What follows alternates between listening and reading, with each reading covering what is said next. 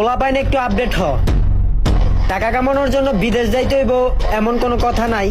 একটু বুদ্ধি খাটায়া চল। বুদ্ধি থাকলে ঘুমায়া ঘুমায়া টাকা কামানো। কোথায় ইন্দিরা গান্ধী, কোথায় দাসী বান্দি, কোথায় দেবদেশ আর কোথায় মদন দাস, কোথায় আতর আলী, কোথায় জুতোর কালি। পেটেতে ভাত নাই, বোতাম খোলা শার্ট গায়, নিজে শোবার জায়গা নাই, শঙ্করার মধ্যে শুয়ায়। নুন আনতে পান্তা ফুরাই সাজে স্মার্ট বয়, এরা আবার পোলাপান্তের আপডেট অতি কয়। তুমি কে গো ভাই? তোমার কি কোনো শুভাকাঙ্ক্ষী নাই? পাগল হয়ে ঘুরছো তুমি রাস্তায় রাস্তায়। এখন যদি কই গ্যাংতে যাবেনি মই, না ফুটতেই বিয়ে করে ঘরে আনছো সই। 1 মাস না যাইতেই চোখে দেখো ঝাপসা, কি করবা ভাইবে না পায়ে বইদে করো ব্যবসা।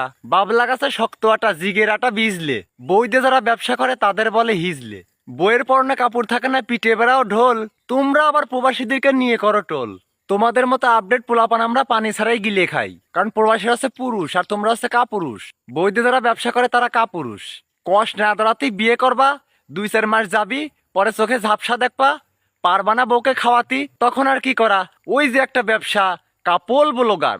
বইয়ের রিমোটের বাটন মানুষকে দেখিয়ে টাকা ইনকাম করে খাওয়া, এই কাজটা প্রবাসীর দ্বারা সম্ভব না। প্রবাসীরা ঘাম ঝরিয়ে টাকা ইনকাম করে, সেই টাকা বাপ মাকে খাওয়ায়, বউকে খাওয়ায়।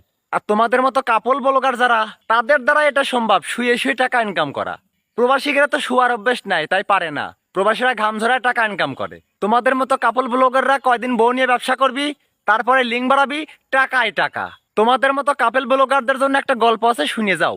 ওই একটা লোকের নাম ছিল ফ্যান চাটা, তাই যাতে ওটার জন্য মক্কেল মতবার ডাক দিয়ে নামটা চেঞ্জ করলো। নাম রাখলো হচ্ছে মধু চাটা। নাম কিন্তু ঠিকই চেঞ্জ ছিল, লাস্টে কিন্তু এই চাটা শব্দ থাইকেই গেল। তো তোমাদের মতো কাপেল ব্লগারদের জন্য আমি একটা সুন্দর নাম রাখিছি, বউয়ের পাও চাটা। বউ ইনকাম করবি, সে টাকায় খেয়া ফুটুনি করে বেড়া।